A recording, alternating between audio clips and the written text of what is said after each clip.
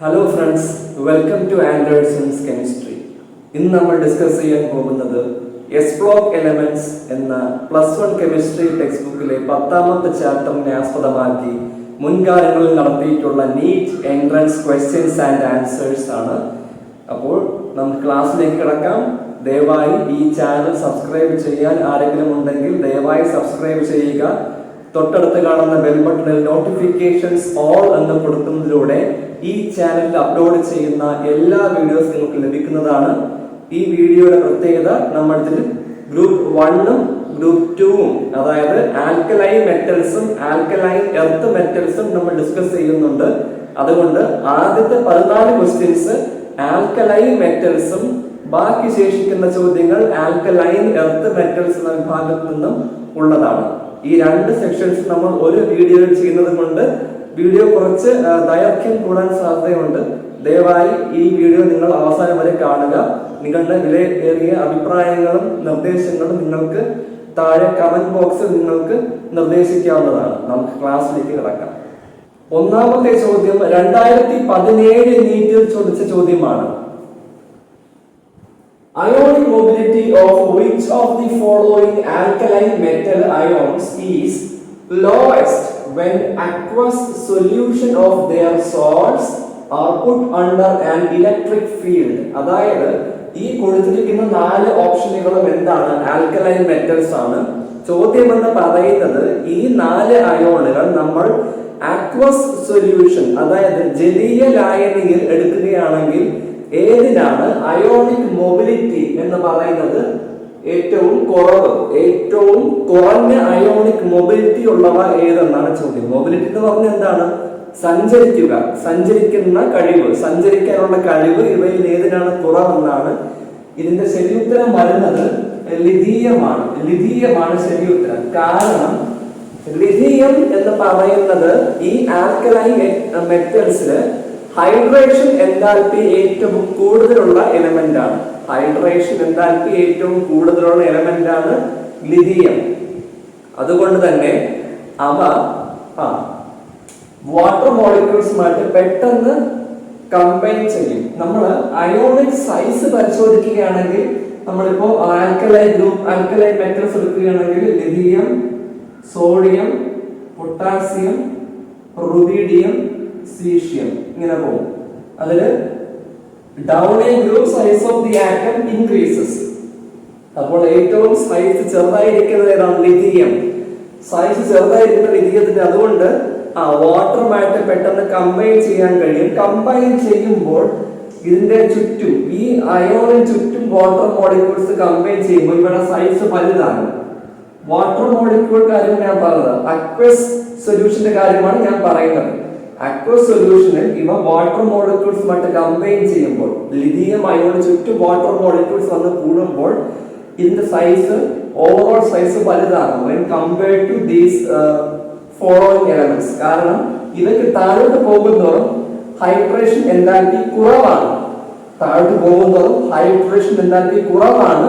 അതുകൊണ്ട് വെള്ളവുമായിട്ട് ഫോം ചെയ്യാൻ ടെൻഡൻസി വളരെ കുറവാണ്. പക്ഷെ ലിഥിയത്തിന് ഹൈ ആണ്. അതുകൊണ്ട് വെള്ളവുമായിട്ട് കമ്പൈൻ ചെയ്യുമ്പോൾ അവയുടെ സൈസ് വലുതാവുകയും അതിന്റെ ഫലമായിട്ട് അതിന്റെ മൊബിലിറ്റി കുറയുകയും ചെയ്യും. സൈസ് ഓഫ് ദി ആറ്റം വലുതാകുമ്പോൾ അവയുടെ മൊബിലിറ്റി ചെറുതാകും, മൊബിലിറ്റി കുറയും. അപ്പോൾ ഇവിടെ വാട്ടർ മോളിക്യൂളുമായിട്ട് കമ്പൈൻ ചെയ്യുമ്പോൾ സൈസ് വലുതാകും. അങ്ങനെ മൊബിലിറ്റി എന്ത് ചെയ്യുന്നു? കുറയുന്നു. സൈസ് കൂടുമ്പോൾ മൊബിലിറ്റി കുറയും. അങ്ങനെ നമ്മുടെ ഉത്തരം എന്താണ്?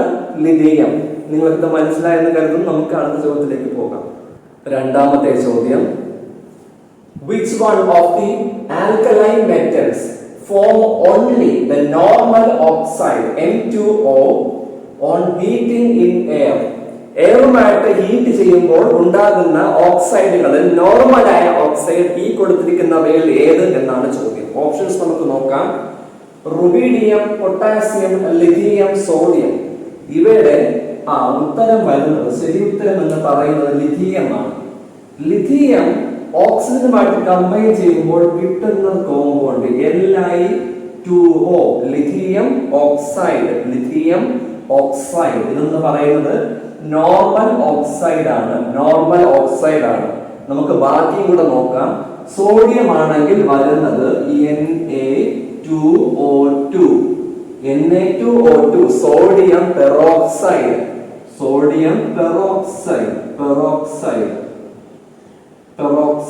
ഇനി റുബീഡിയവും പൊട്ടാസ്യവും വരുന്നത് സൂപ്പർ ഓക്സൈഡ് എന്ന് പറയും. റുബീഡിയം RbO2, അതുപോലെ KO2. എന്താണ് O2 എന്ന് പറയുമ്പോൾ? Super oxide. മനസ്സിലായോ? റുബീഡിയവും പൊട്ടാസ്യവും എയറുമായിട്ട് കോണ്ടാക്ട് വരുമ്പോൾ, അവർക്ക് ഹീറ്റ് ചെയ്യുമ്പോൾ, ഹീറ്റിംഗ് ഇൻ എയറിന്റെ പ്രസൻസിൽ ഹീറ്റ് ചെയ്യിക്കുമ്പോൾ റുബീഡിയവും പൊട്ടാസ്യവും ഫോം ചെയ്യുന്ന സൂപ്പർ ഓക്സൈഡ് ആണ്. സോഡിയം ഫോം ചെയ്യുന്നത് പെറോക്സൈഡ് ആണ്. എന്നാൽ ലിഥിയമാണ് വെറും നോർമൽ ഓക്സൈഡ് ഫോം ചെയ്യുന്നത്. നമുക്ക് അടുത്ത ചോദ്യത്തിലേക്ക് പോകാം. മൂന്നാമത്തെ ചോദ്യം. The ease of absorption of the hydrated alkaline metal ions on an ion exchange resins follow the order. അതായത് ഈ തന്നിരിക്കുന്ന ആൽക്കലൈൻ മെറ്റൽ അയോണുകൾ ഹൈഡ്രേറ്റഡ് ഫോം, ഹൈഡ്രേറ്റഡ് എന്ന് പറയുമ്പോൾ ഞാൻ പറഞ്ഞു വെള്ളവുമായിട്ട് കമ്പൈൻ ചെയ്യാൻ ഏറ്റവും എളുപ്പം ഏതെന്നാണ്. ഈ കൊടുത്തിരിക്കുന്ന ഓർഡറിൽ നമ്മൾ സൈൻ നോക്കുക, ലെഫ്റ്റ് ഹാൻഡ് സൈൻ. അപ്പം ചെറുതിൽ തുടങ്ങി വലുതിലേക്ക് പോവുക. അപ്പം അബ്സോർപ്ഷൻ ഏറ്റവും കുറഞ്ഞ അയോണിൽ നിന്ന് വെള്ളത്തിന്റെ അബ്സോർപ്ഷൻ ഏറ്റവും കൂടുന്ന അയോണിലേക്ക്, ആ ഓർഡറിലേക്ക് പോകണം. നമുക്ക് നോക്കാം. ഇവിടെ ഞാൻ ആദ്യം പറഞ്ഞു കഴിഞ്ഞു, ലിഥിയം എന്ന അയോൺ ഏറ്റവും സൈസ് ചെറുതാണ്. ലിഥിയം ആറ്റം സൈസ് ചെറുതാണ്. ലിഥിയം അയോൺ അപ്പൊ സൈസ് ഏറ്റവും ചെറുതാണ്. സൈസ് ഓഫ് ദി അയോൺ ചെറുതാകുന്നതോറും ഹൈഡ്രേഷൻ എന്താക്കി കൂടും. സോ ഹൈഡ്രേഷൻ നടക്കാനുള്ള ടെൻഡൻസി കൂടും. അപ്പോൾ നമുക്ക് ഏറ്റവും ഹയർ വാല്യൂ കിട്ടുന്നത് ഏതാണ്? ലിഥിയമാണ്. ലിഥിയം ഹയർ വാല്യൂ വരണം. അപ്പോൾ ഓപ്ഷൻ എയും അല്ല, ഓപ്ഷൻ ഡിയും അല്ല. ഇനി വെറുതെ ലിഥിയം ഹയർ വാല്യൂ വന്നാൽ പോരാ, ആ എക്സാക്ട് ഓർഡർ വേണം. അപ്പം lithium, sodium, potassium, റുബിഡിയം, caesium, francium എന്നാണ് ആൽക്കലൈൻ മെറ്റൽസ് പോകുന്നതെങ്കിൽ നമുക്ക് അതിന്റെ റിവേഴ്സ് ഓർഡർ തന്നെ വേണം. അതായത് caesium, rubidium, potassium, sodium, lithium അങ്ങനെ പോകാം. അങ്ങനത്തെ ഓപ്ഷൻ ഉണ്ടോ നോക്കാം.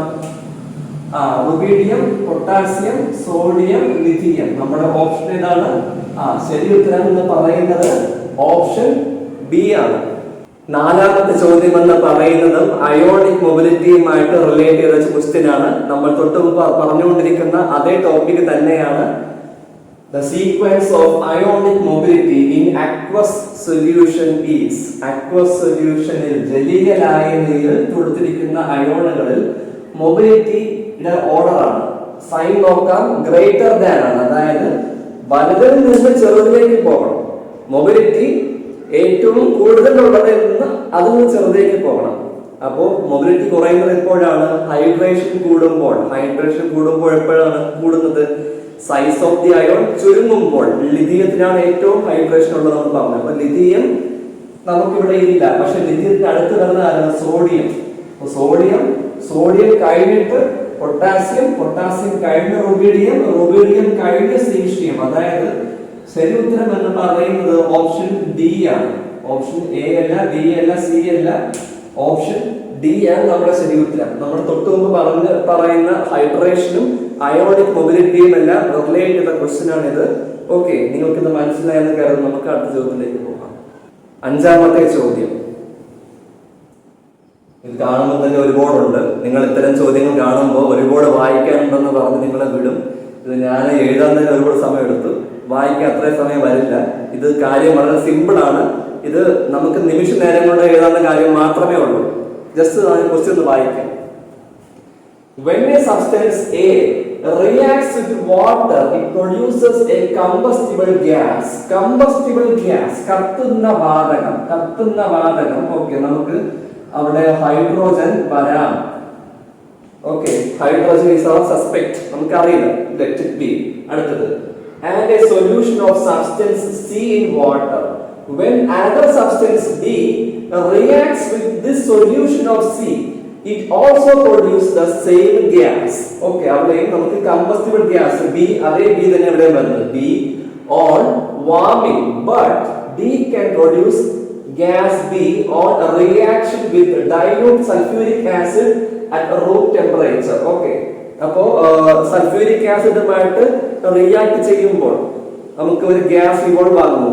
എല്ലാ മെറ്റൽസും സൾഫ്യൂരിക് ആസിഡ് റിയാക്ട് ചെയ്യുമ്പോൾ അല്ലെങ്കിൽ സ്ട്രോങ് ആസിഡ് റിയാക്ട് ചെയ്യുമ്പോൾ എന്താണ് ഫോം ചെയ്യുന്നത്? ഹൈഡ്രോജൻ ആണ്. അപ്പൊ നമുക്ക് ബി ഉറപ്പിക്കാം ഹൈഡ്രോജൻ ആണ്. അപ്പൊ ഇത് കറക്റ്റ് ആണ്, ഈ അസംപ്ഷൻ കറക്റ്റ് ആണ്. ബാക്കി നോക്കാം. Substance A imparts a deep yellow color to a smokeless flame of a Bunsen burner. അപ്പോൾ A എന്ന് പറയുന്ന സബ്സ്റ്റൻസിന് എന്ത് ചെയ്തു?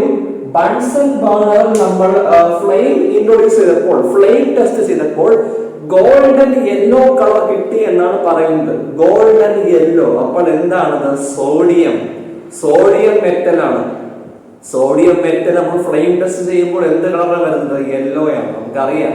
പൊട്ടാസ്യം ആണെങ്കിലോ ലൈലാക്ക്, അതുപോലെ ബേരിയം ആണെങ്കിൽ ആപ്പിൾ ഗ്രീൻ, കാൽസ്യം ആണെങ്കിൽ ബ്രിക്ക് റെഡ്. ഇതൊക്കെ നമുക്ക് അറിയാവുന്ന കാര്യങ്ങളാണ്. അപ്പൊ ആ കാര്യങ്ങൾ നിങ്ങളുടെ മൈൻഡിൽ വരണം. അപ്പോൾ ഇവിടെ ഗോൾഡൻ യെല്ലോ അല്ലെങ്കിൽ ഡീപ്പ് യെല്ലോ കളർ, ഈ ഡീപ്പ് യെല്ലോ കളർ എന്ന് പറയുന്നത് എന്താണ്? സോഡിയം. അപ്പോൾ സോഡിയം വരുന്ന ഓപ്ഷൻ ഉണ്ടോ എന്ന് മാത്രം നമുക്ക് നോക്കിയാൽ മതി. ഇവിടെ സോഡിയം ഇവിടെ വരുന്നുണ്ടോ? Calcium hydrogen, calcium hydroxide tin അല്ല. Potassium hydrogen, potassium hydroxide aluminum അല്ല. Calcium carbide ethyne, calcium hydroxide iron അല്ല. Sodium hydrogen, sodium hydroxide zinc. അപ്പോൾ നമ്മുടെ ശരിയുത്തരം ഏതാണ്? ഓപ്ഷൻ സി ആണ് ശരിയുത്തരം. ഓക്കെ, നമുക്കിത് നിമിഷ നേരം കൊണ്ട് ചെയ്യാവുന്നതേ ഉള്ളൂ. നമ്മൾ ഇത് ഇത്രയും ക്വസ്റ്റ്യൻ കാണുമ്പോൾ നിങ്ങൾക്ക് ഒരുപാട് ചെയ്യാനുണ്ട്, ചിന്തിക്കാനുണ്ടെന്ന് തോന്നും. വളരെ സിമ്പിൾ ആയിരുന്നു. നമുക്ക് വേറെ ഒന്നും വേണ്ട, ഈ ഡീപ്പ് യെല്ലോ കളർ മാത്രം നിങ്ങൾ നോക്കിയാൽ മതി. Deep yellow colour to a smokeless flame. ഫ്ലെയിമിൽ ഡീപ്പ് യെല്ലോ കളർ കാണിക്കുന്നത് സോഡിയം മാത്രമേ ഉള്ളൂ. മെറ്റലിൽ നമ്മൾ പറയുന്നത് ഡിസ്കസ് ചെയ്യുന്നത് ആൽക്കലൈൻ മെറ്റലും കൂടെയാണ്. Sodium is an alkaline metal. അപ്പോൾ നമ്മുടെ ശരിയുത്തരം ഏതാണ്? ഓപ്ഷൻ സി ആണ്. ആറാമത്തെ ചോദ്യം. In the case of alkaline metals, the covalent character decreases in the order. Alkaline metals നമ്മൾ പരിശോധിക്കുകയാണെങ്കിൽ അവ ഫോം ചെയ്യുന്ന ഹാലൈഡുകളിൽ കോവാലന്റ് ക്യാരക്ടർ കുറഞ്ഞു വരുന്ന ഓർഡർ ഏതെന്നാണ് ചോദ്യം. നമുക്ക് സൈൻ നോക്കാം. എന്താണ് സൈൻ? ഗ്രേറ്റർ ദാൻ, അതായത് വലതിൽ നിന്ന് ചെറുതിലേക്ക് വരിക. ഡിക്രീസിംഗ് ഓർഡർ ആണ്. ഇവിടെ എന്തൊക്കെയുണ്ട്? Metal, fluoride, chloride, bromide, iodide. അപ്പൊ ഇതെല്ലാം ഹാലജൻ ഫാമിലിയിലെ കോമ്പൗണ്ടുകളാണ് പറയുന്നത്. നമുക്ക് ജസ്റ്റ് ഒന്ന് ഹാലജൻസ് ഒന്ന് പരിശോധിക്കാം. Fluorine, chlorine, bromine, iodine. ഇനി ഇതാണ് ഡൗൺ ഐ ഗ്രൂപ്പ് കൊടുത്തിരിക്കുന്ന എക്സാക്ട് ഓർഡർ ആണ്, നമുക്കറിയാം. ഇനി ഞാൻ പറയാൻ പോകുന്നത് കോവാലന്റ് ക്യാരക്ടറിനെ പറ്റിയാണ്. കോവാലന്റ് ക്യാരക്ടർ എന്ന് പറഞ്ഞാൽ എന്താണ്? ഇലക്ട്രോൺ പെയറുകളെ ഷെയർ ചെയ്യുക എന്നുള്ളതാണ്. ഇലക്ട്രോൺ പെയറുകളെ ഷെയർ ചെയ്യുക. ഇവിടെ സൈസ് ഓഫ് ദി ആറ്റം ഏറ്റവും കുറവ് ഫ്ലൂറിനും സൈസ് ഓഫ് ദി ആറ്റം ഏറ്റവും വലുത് അയോഡിനുമാണ്. ഇനി സൈസ് ഓഫ് ദി ആറ്റവും ഇലക്ട്രോ നെഗറ്റിവിറ്റിയും തമ്മിലുള്ള റിലേഷൻഷിപ്പ് എന്ന് പറയുന്നത് സൈസ് ഓഫ് ദി ആറ്റം കൂടുന്തോറും ഇലക്ട്രോ നെഗറ്റിവിറ്റി കുറയും. അതായത് സൈസ് ഓഫ് ദി ആറ്റം കുറയുമ്പോഴോ ഇലക്ട്രോ നെഗറ്റിവിറ്റി കൂടും. അപ്പോൾ ഫ്ലൂറിൻ എന്ന് പറയുന്ന എലമെന്റ് ഹൈലി ഇലക്ട്രോ നെഗറ്റീവ് ആണ്, സൈസ് ഓഫ് ദി ആറ്റം കുറവാണ്. ഹൈലി ഇലക്ട്രോ നെഗറ്റീവ് ആകുമ്പോൾ അവ എന്ത് ചെയ്യുന്നു? ഇലക്ട്രോൺ പെയറിനെ അവയിലേക്ക് അത് പുള്ളെയ്യുകയും അവിടെ കോവാലന്റ് ക്യാരക്ടർ ഉണ്ടെങ്കിലും അവിടെ നമുക്ക് പാർഷ്യൽ നെഗറ്റീവ് ചാർജ് വരാൻ സാധ്യത ഫ്ലൂറിന് കൂടുതലാണ്. നമുക്കറിയാം പോളാർ കോമ്പൗണ്ടുകൾ നമ്മൾ പരിശോധിക്കുകയാണെങ്കിൽ HCl ഒക്കെ എടുക്കുമ്പോൾ HFനാണ് ഏറ്റവും കൂടുതലുള്ളത്. പോളാരിറ്റി നിൽക്കുന്നത് ഹൈഡ്രോജൻ ബോണ്ടിങ്ങിന്റെ എക്സ്റ്റെന്റ് കൂടുതൽ HF ആണ്, അതിന്റെ സ്ട്രെങ്ത്. അപ്പോൾ ഫ്ലൂറിൻ എന്ന് പറയുമ്പോൾ അവിടെ കോവാലന്റ് ക്യാരക്ടറിനെക്കാളും ആ ഒരു അയോണിക് എന്ന് പറയില്ല, പോളാർ സ്ട്രെങ്ത് കൂടി നിൽക്കുന്നത് കൊണ്ട് ഇവയ്ക്ക് അല്ലെങ്കിൽ ഫ്ലൂറിന്റെ കോവാലന്റ് ക്യാരക്ടർ കുറവാണ്. അപ്പോൾ താഴെ നിന്ന് വരാം നമുക്ക്. ഫ്ലൂറിൻ അത് കഴിഞ്ഞ് കോവാലന്റ് ക്യാരക്ടർ കൂടും, ക്ലോറിൻ അത് കഴിഞ്ഞ് ബ്രോമിൻ അത് കഴിഞ്ഞ് അയോഡിൻ. അതായത് ഡിക്രീസിംഗ് ഓർഡർ എടുക്കുമ്പോഴോ അയോഡിൻ, ബ്രോമിൻ, ക്ലോറിൻ, ഫ്ലൂറിൻ ഉണ്ടോ? Yes. Metal iodide, metal bromide, metal chloride, metal fluoride. അപ്പോൾ ഓപ്ഷൻ സി ആണ് നമ്മുടെ ശരി ഉത്തരം. നമ്മൾ ഇവിടെ ഉപയോഗിച്ച ലോജിക് എന്താണ്? ഇലക്ട്രോ നെഗറ്റിവിറ്റി, പീരിയോഡിക് ട്രെൻഡ് അനുസരിച്ചുള്ള ഇലക്ട്രോ നെഗറ്റിവിറ്റിയാണ്. Down a group size of the atom increases അല്ലെങ്കിൽ electronegativity decreases. Electronegativity കുറയുമ്പോൾ കോവാലന്റ് ക്യാരക്ടർ കൂടും. മറ്റേതെന്താണ്? ഇലക്ട്രോ നെഗറ്റിവിറ്റി എന്ന് പറയുമ്പോൾ ഇലക്ട്രോൺ തന്നിലേക്ക് ഇലക്ട്രോണുകളെ ആകർഷിക്കുന്ന ടെൻഡൻസിയാണ് ഇലക്ട്രോ നെഗറ്റിവിറ്റി. അത് കൂടിയിരുന്നാൽ അത് കോവാലന്റ് ക്യാരക്ടർ ആകില്ല. കോവാലന്റ് എന്ന് പറഞ്ഞാൽ ബോണ്ടിങ്ങിൽ ഏർപ്പെടുന്ന വ്യക്തിക്ക് എന്ത് ചെയ്യണം? ഇലക്ട്രോൺ മ്യൂച്വൽ ഷെയർ ചെയ്യണം. തന്നിലേക്ക് വലിച്ചെടുക്കുമ്പോൾ അവിടെ കോവാലന്റ് ക്യാരക്ടർ കുറയുകയാണ് ചെയ്യുന്നത്. നമ്മുടെ ശരി ഉത്തരവാദിത്വം ഓപ്ഷൻ സി ആണ്. ഏഴാമത്തെ ചോദ്യം എന്ന് പറയുന്നത് 2019 ഒഡീഷ നീറ്റിൽ ചോദിച്ച ക്വസ്റ്റ്യൻ ആണ്. Which of the alkaline metal chloride forms is dihydrate salt easily? എന്താണ്? easily dihydrate. വീണ്ടും ഹൈഡ്രേഷൻ എന്താൽപി കൂടുതൽ ഏതിനാണ്? ലിഥിയത്തിനാണ്. ആൽക്കലൈൻ മെറ്റലുകളിൽ ലിഥിയത്തിനാണ് ഹൈഡ്രേഷൻ എന്താൽപി കൂടുതൽ. അതാന്ന് പറഞ്ഞാൽ ഹൈഡ്രേറ്റുകൾ ഫോം ചെയ്യാൻ ടെൻഡൻസി ഏറ്റവും കൂടുതൽ ആർക്കാണ്? ലിഥിയത്തിനാണ്. ലിഥിയം ഉണ്ടോ? LiCl ഓപ്ഷൻ എ ആണ് ശരി ഉത്തരം. Okay, lithium chloride. നമ്മൾ നേരത്തെ ആദ്യം പറഞ്ഞ ചോദ്യവുമായിട്ട് സാമ്യമുള്ള ഒരു ചോദ്യമാണിത്.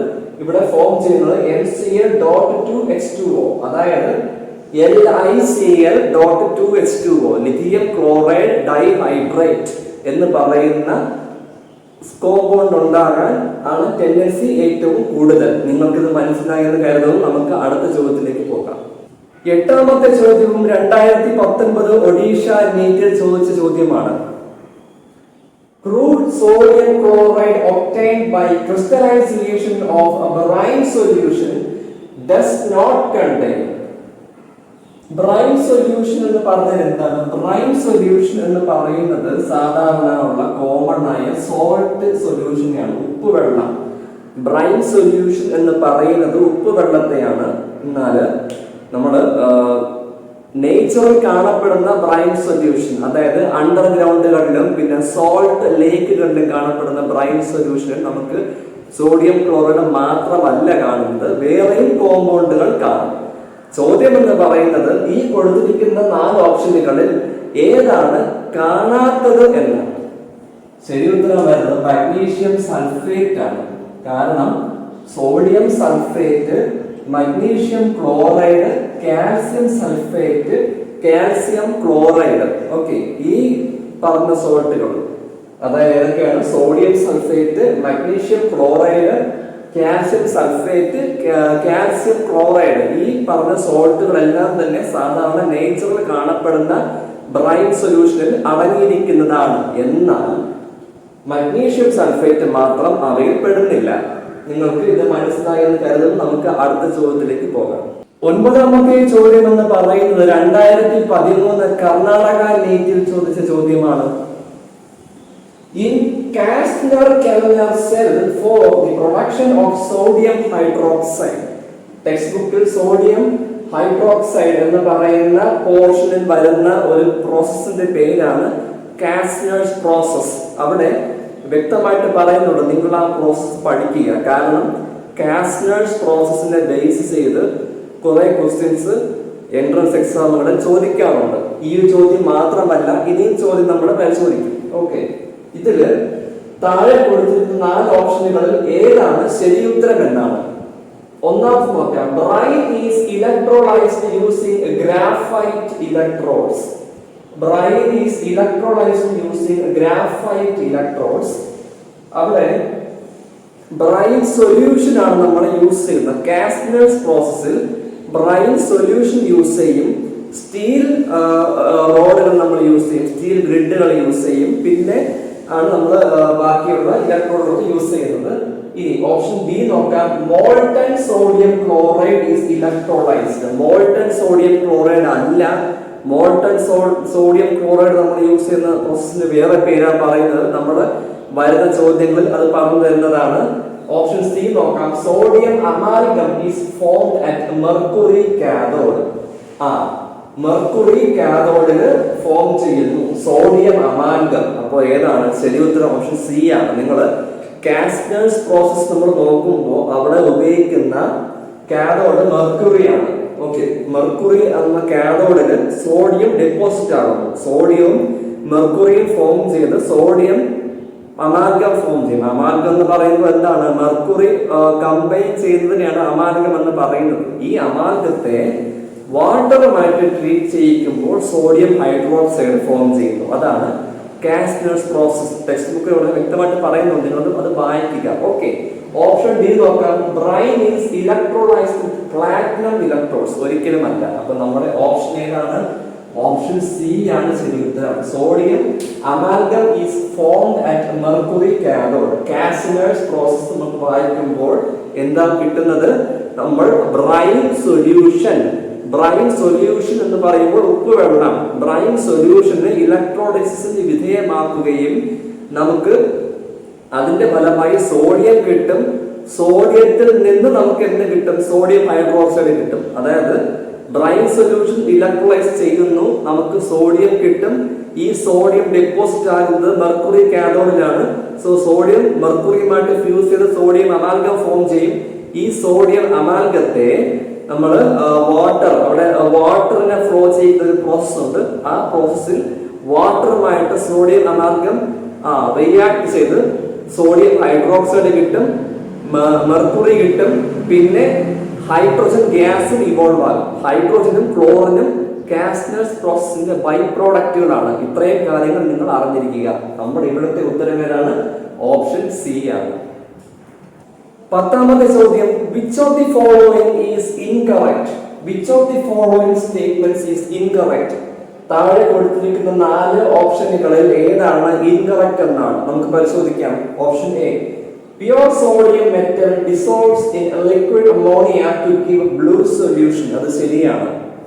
രണ്ടാമത്തത്, sodium hydroxide reacts with glass to give sodium silicate. അതും ശരിയാണ്. കാരണം ഗ്ലാസ് എന്ന് പറയുന്നത് സിലിക്കയാണ്. സിലിക്ക അത് വരുന്നുണ്ട്. അപ്പോൾ സോഡിയം ഹൈഡ്രോക്സൈഡ് ഗ്ലാസുമായിട്ട് ചേരുമ്പോൾ സോഡിയം സിലിക്കേറ്റ് ഫോം ചെയ്യും. ഇനി ഓപ്ഷൻ സി നോക്കാം. Aluminium reacts with excess sodium hydroxide to give AlOH thrice. ഈ സ്റ്റേറ്റ്മെന്റ് റോങ് ആണ്. കാരണം ഇവിടെ നമുക്ക് നോക്കാം, അലുമിനിയം ഹൈഡ്രോക്സൈഡ് ചാർജ് എന്താണ്? അപ്പോൾ Al3+ വരും. Al3+ വരും. ഇനി ഇവിടെ എന്താണ് പറയുന്നത്? അലുമിനിയം NaOH റീപ്ലേസ് ചെയ്യുമെന്നാണ് പറയുന്നത്. അലുമിനിയം NaOH റീപ്ലേസ് ചെയ്യുമ്പോൾ Al ഇവിടെ വെറും Al ആയിരുന്നു. Al3+ ആയിട്ട് മാറും എന്നാണ് പറയുന്നത്. അങ്ങനെ മാറില്ല. കാരണം നമ്മൾ ഇലക്ട്രോ കെമിക്കൽ സീരീസ് നമ്മൾ റിഡോക്സ് റിയാക്ഷൻ നോക്കുമ്പോൾ താഴെ lithium plus K plus calcium 2+, Na plus Mg2+, aluminium 3+, ഇങ്ങനെ പോകും. ഇതിന്റെ മുകളിലാണ് ഇങ്ങനെയാണ് ഓർഡർ പോകുന്നത്. അപ്പോൾ സോഡിയം കിടക്കുന്നത് താഴെയും അലുമിനിയം മുകളിലുമാണ്. അപ്പോൾ സോഡിയവും അലുമിനിയവും തമ്മിൽ നമ്മൾ നോക്കുമ്പോൾ അലുമിനിയത്തിന് ഓക്സിഡൈസിംഗ് പവർ കൂടുതൽ. അതായത് അലുമിനിയം അണ്ടർഗോസ് റിഡക്ഷൻ. അപ്പോൾ റിഡക്ഷൻ നടക്കാനുള്ള ടെൻഡൻസി അലുമിനിയത്തിന് കൂടുന്നത്. അവിടെ Al3+ ആകില്ല. അതുകൊണ്ട് നമ്മുടെ റോങ് ആയ സ്റ്റേറ്റ്മെന്റ് അല്ലെങ്കിൽ ഇൻകറക്റ്റ് ആയ സ്റ്റേറ്റ്മെന്റ് എന്ന് പറയുന്നത് ഓപ്ഷൻ സി ആണ്. ഇനി ഓപ്ഷൻ ഡി നമുക്ക് നോക്കാം. NaHCO3 sodium bicarbonate on heating gives Na2CO3. Sodium bicarbonate നമ്മൾ ഹീറ്റ് ചെയ്യുമ്പോൾ Na2CO3 സോഡിയം കാർബണേറ്റ് ആയിട്ട് മാറുന്നു. ശരിയാണ്. അപ്പൊ നമ്മുടെ ഇൻകറക്റ്റ് സ്റ്റേറ്റ്മെന്റ് ഏതാണ്? ഓപ്ഷൻ സി ആണ്. 11ാമത്തെ ചോദ്യം എന്ന് പറയുന്നത് കുറച്ച് കൺഫ്യൂസിംഗ് ആയ ക്വസ്റ്റ്യൻ ആണ്. ഇൻഡയറക്റ്റും കൺഫ്യൂസിംഗുമാണ്. നമുക്ക് പരിചയപ്പെടാം എന്തുകൊണ്ടാണ് കൺഫ്യൂസിംഗ് എന്ന വാക്കിനെ ഉപയോഗിച്ച് നമുക്ക് പറയാം. In which of the following processes fused sodium hydroxide is electrolyzed at 330 degrees Celsius temperature for extraction of sodium? സോഡിയത്തെ എക്സ്ട്രാക്ട് ചെയ്യാനായിട്ട് ഫ്യൂസ്ഡ് ആയ സോഡിയം ഹൈഡ്രോക്സൈഡിനെ 330 ഡിഗ്രി സെൽഷ്യസിൽ ഇലക്ട്രോലൈസ് ചെയ്യുന്ന പ്രക്രിയയുടെ പേര് എന്തെന്നാണ് ചോദ്യം. അവിടെ ശരി ഉത്തരം കാസ്നേഴ്സ് പ്രോസസ്സാണ്. കാസ്നേഴ്സ് പ്രോസസ്സാണ്. എന്നാൽ നിങ്ങളുടെ ടെക്സ്റ്റ് ബുക്കിൽ കാസ്നേഴ്സ് പ്രോസസ് പറയുന്നത് എക്സ്ട്രാക്ഷൻ ഓഫ് സോഡിയം പറയുന്നുണ്ട് ഫ്രം ബ്രൈൻ സൊല്യൂഷൻ. ബ്രൈൻ സൊല്യൂഷനെ ഇലക്ട്രോലൈസിസിന് വിധേയമാക്കി സോഡിയം ഉണ്ടാക്കുന്നു എന്നാണ് ടെക്സ്റ്റ് ബുക്ക് നിങ്ങൾ നോക്കുമ്പോൾ അറിയാൻ കഴിയുന്നത്. അവിടെ നിങ്ങൾക്ക് 330 ഡിഗ്രി സെൽഷ്യസ് ഒന്നും കാണുന്നില്ല അവിടെ പോർഷനിൽ. ശരിക്കും പറഞ്ഞാൽ അവിടെ പ്രോസസ് ഇങ്ങനെയാണ്. നമ്മൾ ആദ്യം ബ്രൈൻ സൊല്യൂഷൻ എടുക്കും, സോഡിയം ക്ലോറൈഡ്. അവിടെ കാഥോഡിൽ സോഡിയം ഡെപ്പോസിറ്റ് ആകുന്നു, ആനോഡിൽ ക്ലോറിൻ ഗ്യാസ് ആയിട്ട് അങ്ങ് എസ്കേപ്പ് ആയിട്ട് പോകും. നമുക്കത് അത് ബൈ പ്രൊഡക്റ്റ് ആണ്. സോഡിയം ഡിപ്പോസിറ്റ് ആകുമല്ലോ കാഥോഡ് ഞാൻ പറഞ്ഞു, കാഥോഡ് മെർക്കുറിയും കൂടെയാണ്. സോ മെർക്കുറിയും സോഡിയം കൂടെ ഫ്യൂസ് ചെയ്ത് സോഡിയം അമാൽഗം ഫോം ചെയ്യും. ഈ സോഡിയം അമാൽഗം താഴെ വാട്ടറുമായിട്ട് റിയാക്ട് ചെയ്ത് സോഡിയം ഹൈഡ്രോക്സൈഡ് ഫോം ചെയ്യുന്നു. ഓക്കെ, അപ്പൊ നമുക്ക് അതാണ് അതിന്റെ ശരിക്കുമുള്ള പ്രോസസ്സ്. അതുകൊണ്ട് കാസ്നേഴ്സ് പ്രോസസ്സിൽ ഇത് വരുന്നു. അവിടെ നമുക്ക് അങ്ങനെ ഫ്യൂസ് ചെയ്ത സോഡിയം ഹൈഡ്രോക്സൈഡിനെ എങ്ങനെ ഫ്യൂസ് ചെയ്ത സോഡിയം ഹൈഡ്രോക്സൈഡിനെ ഞാൻ പറഞ്ഞു, അമാൽഗം വാട്ടറുമായിട്ട് ട്രീറ്റ് ചെയ്യുമ്പോൾ കിട്ടുന്ന സോഡിയം ഹൈഡ്രോക്സൈഡ്, അതാണ് ഫ്യൂസ്ഡ് സോഡിയം ഹൈഡ്രോക്സൈഡ് എന്ന് പറയുന്നത്. ഫ്യൂസ്ഡ് സോഡിയം ഹൈഡ്രോക്സൈഡിനെ പിന്നെ 330 ഡിഗ്രി സെൽഷ്യസ് ടെമ്പറേച്ചറിൽ ഇലക്ട്രോലൈസ് ചെയ്യുന്നു ഫോർ എക്സ്ട്രാക്ഷൻ ഓഫ് സോഡിയം. അപ്പോൾ എന്താണ് ശരി ഉത്തരം? Castner's process. നമുക്കിനി ബിയും സിയും കൂടെ നോക്കാം. B Downs process.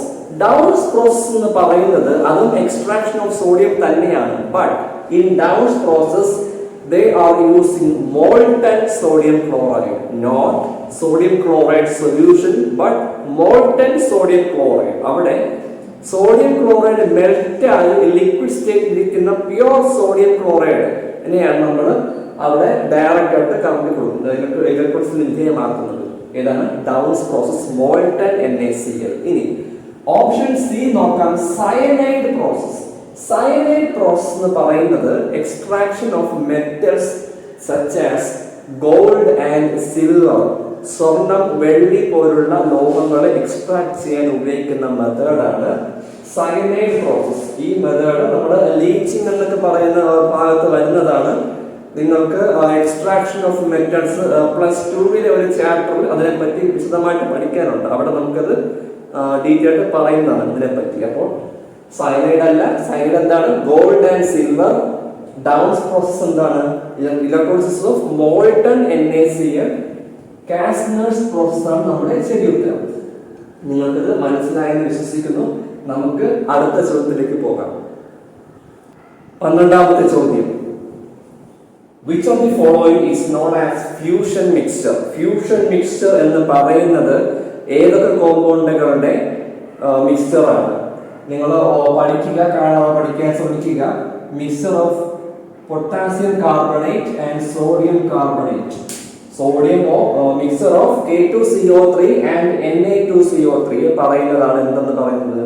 Fusion mixture. അപ്പോൾ നിങ്ങൾ ഇപ്പോഴേ പഠിച്ചു പോവുക. ഓക്കെ, ഇത് Na2CO3.10H2 നമ്മൾ അടുത്ത ക്വസ്റ്റ്യൻസിൽ വരുന്നതാണ്. അപ്പൊ നമുക്ക് അതൊന്നും ഇപ്പൊ ഡിസ്കസ് ചെയ്യുന്നില്ല. ഇപ്പൊ നിങ്ങൾ ഓർത്തിരിക്കുക, fusion mixture of K2CO3 and Na2CO3. 13ാമത്തെ ചോദ്യം, വാഷിംഗ് സോഡ ഹാസ് ഫോർമുല. നമ്മൾ തൊട്ട് മുമ്പ് ചോദിച്ച ചോദ്യത്തിൽ ഞാൻ പറഞ്ഞു അവിടെ ഒരു കാര്യം ഞാൻ അടുത്ത ചോദ്യത്തിൽ പറയുന്നതാണ്. എന്താണ് വാഷിംഗ് സോഡയുടെ കെമിക്കൽ ഫോർമുല എന്ന് പറയുന്നത്? വാഷിംഗ് സോഡ എന്ന് പറയുന്നതിന്റെ കെമിക്കൽ ഫോർമുല Na2CO3.10H2O. Na2CO3.10H2O, അതായത് സോഡിയം കാർബണേറ്റ് ഡെക്കാഹൈഡ്രേറ്റ്. ഇതാണ് വാഷിംഗ് സോഡയുടെ കെമിക്കൽ ഫോർമുല. നമുക്ക് അടുത്ത ചോദ്യത്തിലേക്ക് പോകാം.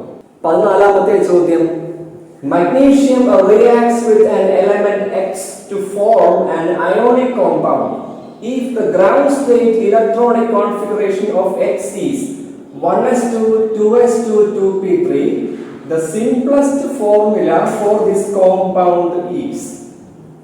X എന്ന് പറയുന്ന എലമെന്റുമായിട്ട് മാഗ്നീഷ്യം റിയാക്ട് ചെയ്തുണ്ടാകുന്ന കോമ്പൗണ്ട്. ആ കോമ്പൗണ്ടിന്റെ ഫോർമുല എന്ത് എന്നാണ് ചോദ്യം. നമുക്ക് തന്നിട്ടുള്ളത് X എന്ന് പറയുന്ന എലമെന്റിന്റെ ഇലക്ട്രോണിക് കോൺഫിഗറേഷൻ ആണ്. നമുക്ക് നോക്കാം എന്താണ് electronic configuration. 1s2, 2s2, 2p3. 2 plus 2 4, 4 plus 3 7. അതായത് അറ്റോമിക് നമ്പർ 7 നൈട്രോജൻ ആണ് എലമെന്റ്. അപ്പോൾ നൈട്രോജന്റെ അറ്റോമിക് ഇവിടെ വാലൻസ് ഷെൽ എത്രയാണ് വരുന്നത്? 2 plus 3 5 ഇലക്ട്രോൺസ് ആണ് വരുന്നത്. അപ്പോൾ ഒക്ടറ്റ് ഫില്ല് ചെയ്യാൻ നമുക്ക് 3 more ഇലക്ട്രോൺസ് ആർ നീഡഡ്. അപ്പോൾ 3 ഇലക്ട്രോണുകളെ എന്ത് ചെയ്യുന്നു? നൈട്രോജൻ സ്വീകരിക്കുന്നു. അപ്പോൾ 3 മൈനസ് എന്ന് വരും. നമ്മുടെ ഫോർമുല അപ്പോൾ എങ്ങനെ വരും? mgയുടെ വാലൻസി 2 പ്ലസ് എക്സിന്റെ വാലൻസി 3 മൈനസ് 2 പ്ലസ് 3 മൈനസ്. ഇനി ഇതിന്റെ ഫോർമുല നമ്മൾ എങ്ങനെ കണ്ടുപിടിക്കുന്നത്? ഈ രണ്ട് നമ്പറുകളെ അങ്ങോട്ടും ഇങ്ങോട്ടും ക്രോസ് ചെയ്യുക. അപ്പോൾ 3 താഴെ വരും, 2 ഇവിടെ വരും. അപ്പോൾ mg3x2 എന്നാണ് നമുക്ക് കിട്ടുന്നത്. ഓക്കെ, mg3x2 ഓപ്ഷൻ ഉണ്ടോ? mg3x2 ഉണ്ട്. എവിടെയാണ്? ഓപ്ഷൻ ഡി ആണ് ശരി ഉത്തരം. mg3x2 നമ്മൾ എങ്ങനെയാണ് അപ്പൊ കണ്ടുപിടിക്കുന്നത്? വാലൻസി അല്ലെങ്കിൽ ഓക്സിഡേഷൻ സ്റ്റേറ്റ് ആദ്യം മുകളിൽ എഴുതുക, എന്നിട്ട് സൈൻ നമ്മൾ നെഗ്ലക്ട് ചെയ്യുക. ആ രണ്ട് മാഗ്നിറ്റ്യൂഡുകൾ നമ്മൾ ക്രോസ് ചെയ്ത് എക്സ്ചേഞ്ച് ചെയ്ത് കൊടുക്കുക. അപ്പോൾ നമുക്ക് എന്ത് കിട്ടുന്നു? ബേസ് ഇൻഡെക്സ് ആയിട്ട് നമ്മൾ താഴെ എഴുതുക. അതിനെ ബേസ് ഇൻഡെക്സ് എന്ന് പറഞ്ഞത്. ബേസ് ഇൻഡെക്സ് ആയിട്ട് താഴെ എഴുതുക. അപ്പോൾ നമുക്ക് എന്ത് കിട്ടും? കോമ്പൗണ്ടിന്റെ ഫോർമുല കിട്ടും. നിമിഷ നേരം കൊണ്ട് നമുക്ക് കിട്ടിക്കഴിയും. നിങ്ങൾക്ക് ഇത് ഇത്രയും പോർഷൻ ക്ലിയർ ആയെന്ന് കരുതുന്നു. നമ്മൾ അടുത്ത ചോദ്യത്തിലേക്ക് പോകാം. അടുത്ത ചോദ്യം എന്ന് പറയുന്നത് മുഴുവനും ഗ്രൂപ്പ് 2 ആണ്. അതായത് ആൽക്കലൈൻ എർത്ത് മെറ്റൽസിനെ ബേസ് ചെയ്യുന്ന ക്വസ്റ്റ്യൻസ് ആണ്. നമുക്കത് നോക്കാം. 15ാമത്തെ ചോദ്യം 2020 നീറ്റിൽ ചോദിച്ച ക്വസ്റ്റ്യൻ ആണ്. കഴിഞ്ഞ വർഷം ചോദിച്ച ക്വസ്റ്റ്യൻ ആണ്. പരിചയപ്പെടാം. HCl was passed through a solution of calcium chloride, magnesium chloride and sodium chloride. അതായത് sodium chloride, magnesium chloride, calcium chloride, ഈ 3 ക്ലോറൈഡ് സൊല്യൂഷനിലേക്കും എന്ത് പാസ് ചെയ്യിച്ചു? HCl പാസ് ചെയ്യിച്ചു. അപ്പോൾ which of the following compounds crystallizes എന്നാണ് ചോദ്യം. ക്രിസ്റ്റലൈസ് ചെയ്യുന്ന കോമ്പൗണ്ടുകൾ ഇവയിൽ ഏത്? നിങ്ങൾ അവിടെ അറിഞ്ഞിരിക്കേണ്ടത് ക്രിസ്റ്റലൈസ് ചെയ്യുന്നത് സോഡിയം ക്ലോറൈഡ് മാത്രമാണ്. Only NaCl. കാരണം മഗ്നീഷ്യം ക്ലോറൈഡും കാൽസ്യം ക്ലോറൈഡും എന്ന് പറയുന്നത് they are more soluble than whom? ആരെക്കാളും? സോഡിയം ക്ലോറൈഡിനെക്കാളും മോസ്റ്റ് സോളിബിൾ ആണ്. ആരൊക്കെ? Calcium chloride, magnesium chloride. Soluble ആകുന്ന സോൾട്ട് എങ്ങനെ ക്രിസ്റ്റലൈസ് ആകും? ക്രിസ്റ്റലൈസ് ആകില്ല. അപ്പോൾ ക്രിസ്റ്റലൈസ് ആകുമ്പോൾ സോളിഡിറ്റി കുറഞ്ഞിരിക്കണം. ആർക്കാണ് കുറവ്? Sodium chloride. അപ്പോൾ ആര് ക്രിസ്റ്റലൈസ് ആകും? Only NaCl. നമ്മുടെ ഓപ്ഷൻ ബി ആണ് ശരി ഉത്തരം. 16ാമത്തെ ചോദ്യം 2019 നീറ്റിൽ ചോദിച്ച ക്വസ്റ്റ്യൻ ആണ്. Which of the following is an amphoteric hydroxide? എന്താണ് ആംഫോടെറിക് എന്ന് പറഞ്ഞാല്? ഒരേ സമയം ആസിഡ് ആയിട്ട് ബേസ് ആയിട്ട് മാച്ച് ചെയ്യാൻ കഴിയുന്ന സബ്സ്റ്റൻസ്. ഒരേ സബ്സ്റ്റൻസ് ആണ്. ചിലപ്പോൾ ഒരേ സമയത്തായിരിക്കും, അല്ല പല സിറ്റുവേഷൻസിൽ വരും. ഒരേ സബ്സ്റ്റൻസ് ഒരു സിറ്റുവേഷനിൽ ആസിഡ് ആയിട്ടും വേറൊരു സിറ്റുവേഷൻ ബേസ് ആയിട്ടും ആക്ട് ചെയ്യും. അതാണ് ആംഫോടെറിക്. ആംഫോടെറിക്കിന്റെ വേറൊരു പേരാണ് ആംഫിപ്രോട്ടിക് എന്നും പറയും. ആംഫോടെറിക് അല്ലെങ്കിൽ ആംഫിപ്രോട്ടിക്. അപ്പോൾ ഇവിടെ ആംഫോടെറിക് ഹൈഡ്രോക്സൈഡ് എന്ന് പറയുന്നത് ബെറീലിയം ഹൈഡ്രോക്സൈഡ് ആണ്. ഇത് നമുക്കിത് എങ്ങനെ ഇതിനെ ഒന്ന് സോൾവ് ചെയ്യാൻ കഴിയും? നമുക്ക് എല്ലാം കാണാതെ പഠിക്കാൻ പറ്റുമോ? ഇല്ല. നമുക്ക് ഇവിടെ നമ്മൾ ചില യുക്തി ആലോചിക്കണം. എന്താണ് നമ്മൾ ആലോചിക്കേണ്ടത്? ഈ കൊടുത്തിരിക്കുന്ന 4 എലമെന്റുകളും ആൽക്കലൈൻ എർത്ത് മെറ്റൽ വരുന്ന എലമെന്റ് ആണ്. അത് സംശയമില്ല ആൾക്കും. ഇവയെല്ലാം എന്താണ്? ആൽക്കലൈൻ എർത്ത് മെറ്റൽ ആണ്. അതിൽ ബെറീലിയം എന്ന് പറയുന്ന എലമെന്റ് മാത്രമാണ് സെക്കൻഡ് പീരീഡിൽ വരുന്നത്. അതായത് ആ ഗ്രൂപ്പിലെ ഫസ്റ്റ് മെമ്പർ. നമ്മൾ എപ്പോഴും പറയാറുണ്ടല്ലേ, സെക്കൻഡ് പീരീഡിലെ എലമെന്റ് എന്ന് പറയുന്നത് എപ്പോഴും അനോമലസ് ബിഹേവിയർ കാണിക്കും.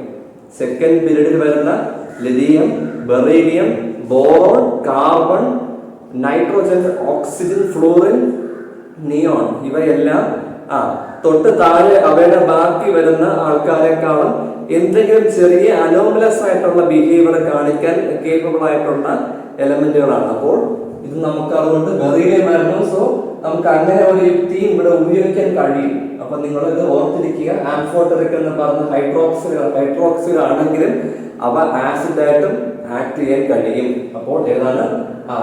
Beryllium hydroxide. BeOH ട്വൈസ് ആണ് നമ്മുടെ ശരി ഉത്തരം. 17ാമത്തെ ചോദ്യം. Which one of the following compounds is a peroxide? ഈ കൊടുത്തിരിക്കുന്ന ഓപ്ഷനുകളിൽ ഏതാണ് പെറോക്സൈഡ് എന്നാണ്. പെറോക്സൈഡ് ഏതാണ് വരുന്നത് നിങ്ങൾ നോട്ട് ചെയ്ത് കൊടുക്കുക. പെറോക്സൈഡ് വരുന്നത് ഇവിടെ BaO2 ആണ്.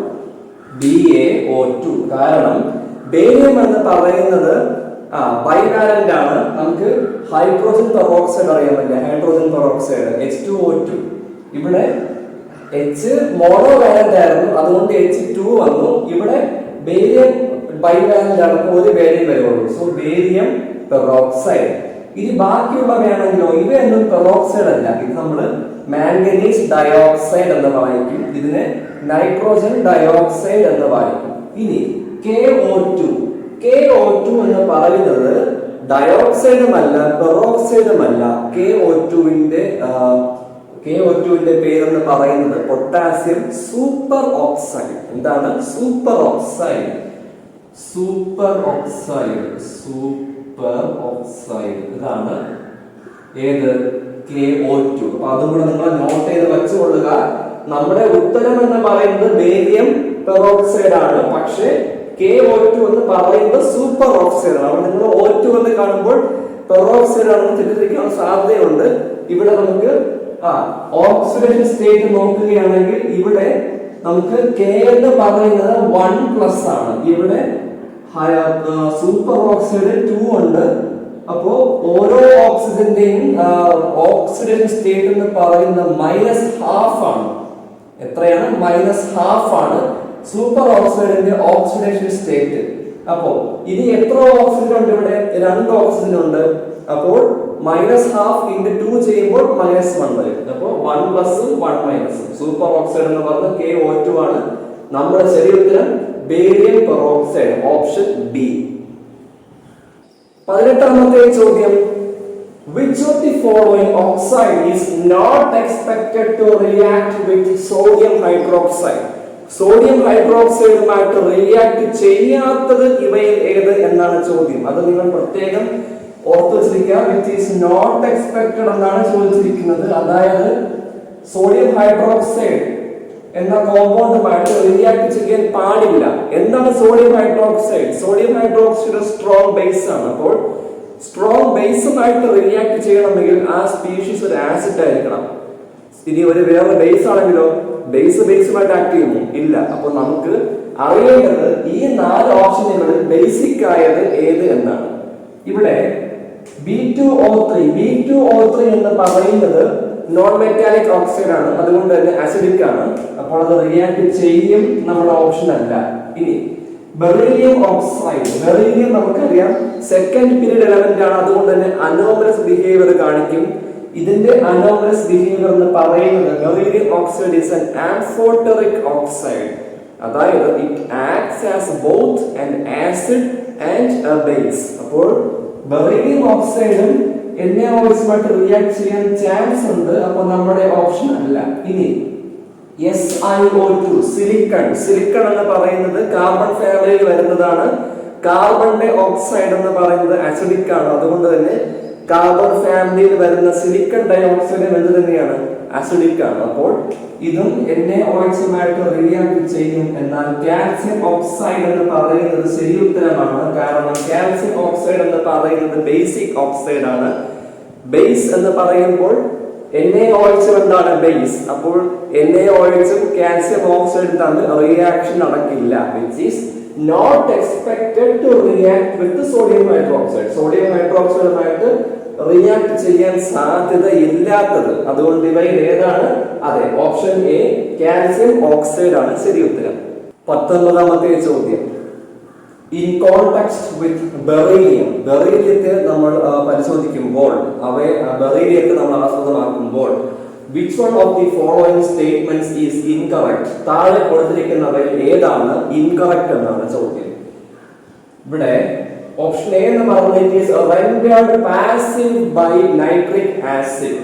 ഓപ്ഷൻ ബി എന്ന് പറയുന്നത് it forms beryllium carbide. Option C എന്ന് പറയുന്നത് its salts rarely hydrolyze. Option D എന്ന് പറയുന്നത് its hydride is electron deficient and polymeric.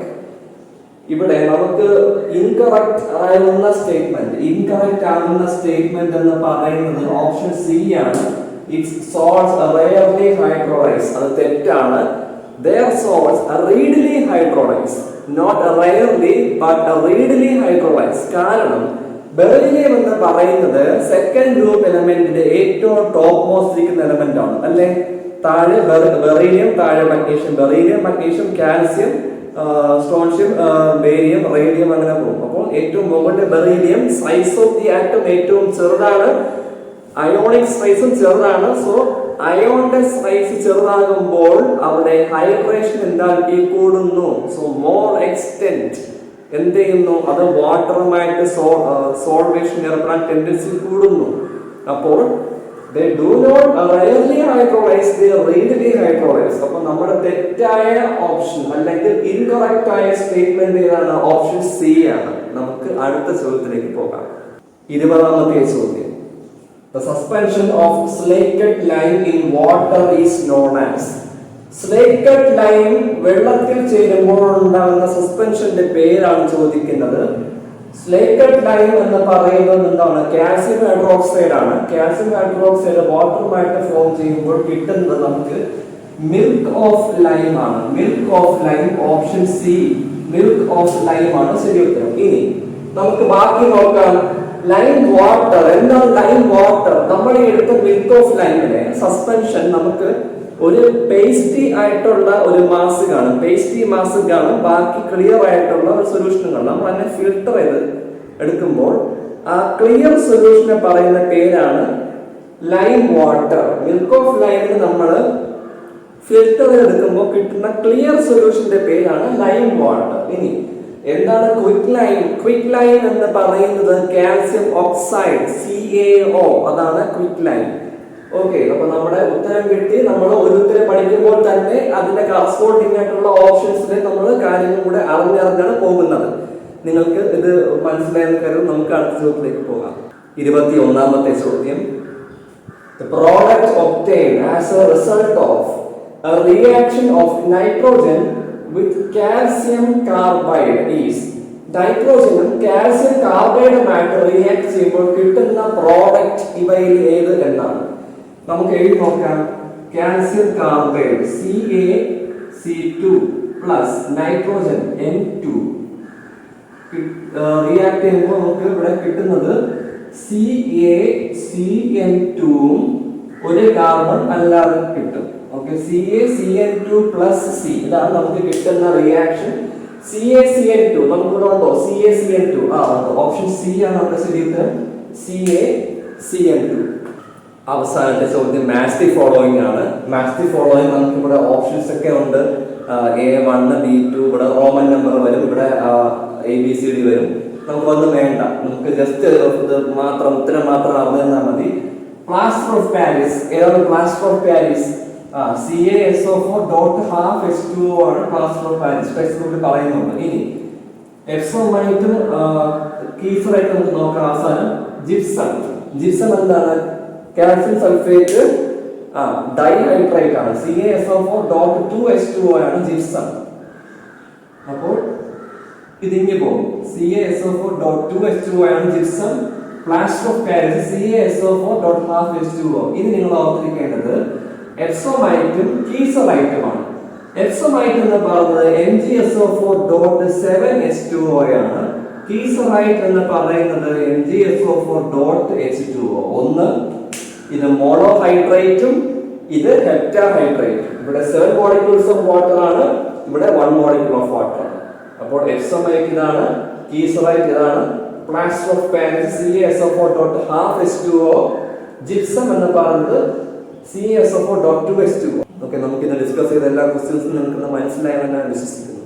Hello friends, S block elements എന്ന +1 കെമിസ്ട്രി ടെക്സ്റ്റ് ബുക്കിലെ 10ാമത്തെ ചാപ്റ്ററിനെ ആസ്പദമാക്കി മുൻകാലങ്ങളിൽ നടത്തിയിട്ടുള്ള NEET entrance questions and answers ഇവിടെ അവസാനിച്ചിരിക്കുകയാണ്. ദയവായി ഈ ചാനൽ സബ്സ്ക്രൈബ് ചെയ്യുക. തൊട്ടടുത്ത് കാണുന്ന ബെൽ ബട്ടണിൽ നോട്ടിഫിക്കേഷൻസ് ഓൾ എന്ന് കൊടുക്കുന്നതിലൂടെ ഈ ചാനൽ അപ്ലോഡ് ചെയ്യുന്ന എല്ലാ വീഡിയോസും നിങ്ങൾക്ക് ലഭിക്കുന്നതാണ്. അപ്പോൾ അടുത്ത ഒരു വീഡിയോയിൽ പുതിയൊരു ചാപ്റ്ററിന്റെ ക്ലാസ്സുമായി കണ്ടുമുട്ടാം. അതുവരെ എല്ലാവർക്കും ബൈ.